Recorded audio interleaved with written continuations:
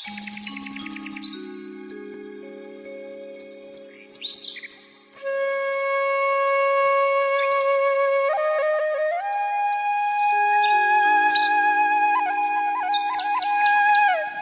श्री राम मित्रों, आज के एपिसोड में हम बात करेंगे कि हस्तिनापुर के महाराज पांडु की मृत्यु क्यों और कैसे हुई। महाभारत के अनुसार महाराज पांडु विचित्र वीर्य की छोटी रानी अंबालिका और महर्षि वेदव्यास के नियोग से उत्पन्न पुत्र थे। उनके ज्येष्ठ भ्राता थे जन्मांध धृतराष्ट्र।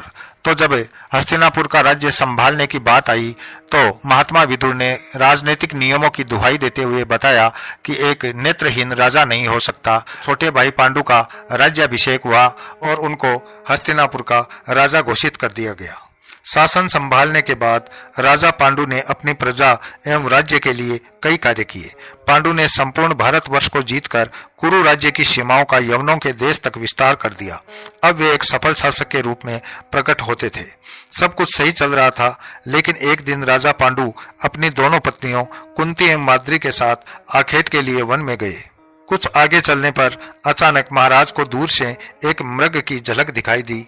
उन्होंने बाण निकाला, निशाना साधा और सीधा मृग पर छोड़ दिया। बाण लगते ही वे जैसे अपने शिकार को देखने के लिए आगे पहुंचे तो उन्होंने पाया कि वह तो मृग का मैथुन रथ जोड़ा था जिस पर उन्होंने बाण चलाया। अगले ही क्षण उस मरते हुए मृग से एक ऋषि का रूप प्रकट हुआ। दरअसल वह एक मृग रूपधारी ऋषि थे जिनका नाम था किदंब ऋषि, जिन पर महाराज पांडु ने अपने बाण से वार कर उन्हें घायल कर दिया था।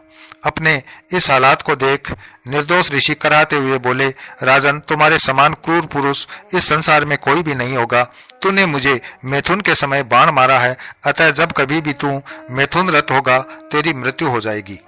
यह साफ सुनते ही मानो महाराज पांडु के पांव तले जमीन खिसक गई। वे अपनी पत्नियों के पास गए और उन्हें सारी कथा कह सुनाई और बोले, हे देवियों, अब मैं अपनी समस्त वासनाओं का त्याग करके इस वन में ही रहूंगा। तुम लोग हस्तिनापुर लौट जाओ और महाराज धृतराष्ट्र को मेरा संदेश देना कि अब से वही हस्तिनापुर के महाराज होंगे। उनके वचनों को सुनकर दोनों रानियों ने दुखी होकर कहा, नाथ, हम आपके बिना एक क्षण भी जीवित नहीं रह सकती। यदि आप इस वन में अपना पूरा जीवन व्यतीत करने के लिए इच्छुक है तो हम भी आपके साथ वन में रहना चाहती हैं। कृपया हमें अपने पास रहने की आज्ञा दीजिए। अपनी पत्नियों के दुखी चेहरों को देख पांडु ने उनके अनुरोध को स्वीकार किया और उन्हें अपने साथ ही रहने की अनुमति दे दी।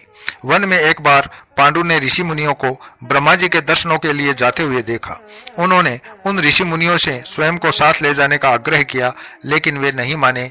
उन्होंने स्पष्ट कर दिया कि राजन, आप निसंतान हैं और कोई भी निसंतान पुरुष ब्रह्मलोक जाने का अधिकारी नहीं हो सकता, अतः हम आपको अपने साथ ले जाने में असमर्थ है।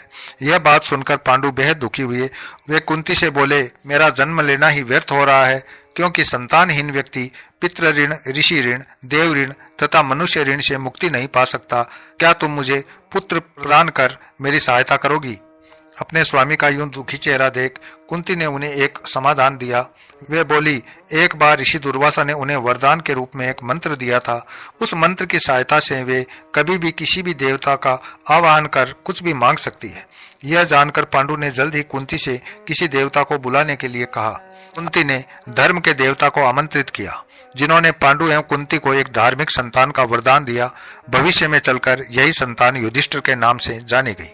पहली संतान की खुशी के पश्चात पांडु ने कुंती को पुनः 2 बार देवताओं को बुलाने के लिए कहा। इस बार कुंती द्वारा वायुदेव तथा इंद्रदेव को आमंत्रित किया गया। वायुदेव से भीम तथा इंद्र से अर्जुन की उत्पत्ति हुई। अब पांडु एवं कुंती की 3 संतानें थी, लेकिन पांडु की दूसरी पत्नी अभी भी निसंतान ही थी। इसलिए पांडु की आज्ञा से कुंती ने माद्री को उस मंत्र की दीक्षा दी। इस मंत्र का सदुपयोग कर माद्री ने अश्विनी कुमारों को आमंत्रित किया, जिनसे उसे नकुल तथा सहदेव नामक 2 पुत्रों की प्राप्ति हुई। अब राजा पांडु का परिवार पूर्ण था, जिसे देख वे हंसी खुशी वन में अपना जीवन बिताने लगे। लेकिन महाराज पांडु की यह खुशी चंद समय की ही मेहमान थी। एक दिन राजा पांडु माद्री के साथ वन में सरिता के तट पर भ्रमण कर रहे थे। उस दौरान आसपास का वातावरण अत्यंत रमणीक था और शीतल वायु से दोनों का मन बिल्कुल शांत महसूस हो रहा था। तभी अचानक वायु के झोंके से माद्री का वस्त्र उड़ गया। माद्री को इस अवस्था में देख पांडु का मन चंचल हो उठा और दोनों शाप के परिणाम को भूल एक दूसरे के काफी करीब आ गए। वे मैथुन में प्रवृत्त हुए ही थे कि शापवश उनकी मृत्यु हो गई। अपने ही पति की मृत्यु का कारण बनने वाली माद्री इस दुख से राजा पांडु के साथ सती हो गई, किंतु पुत्रों के पालन पोषण के लिए कुंती हस्तिनापुर लौट आई। तो मित्रों, इस तरह से महाराज पांडु की मृत्यु मृग रूपी ऋषि के शाप के कारण हुई। इसी के साथ मैं अपनी वाणी को विराम देता हूं। अगले वीडियो में फिर मिलते हैं, तब तक के लिए जय श्री राम।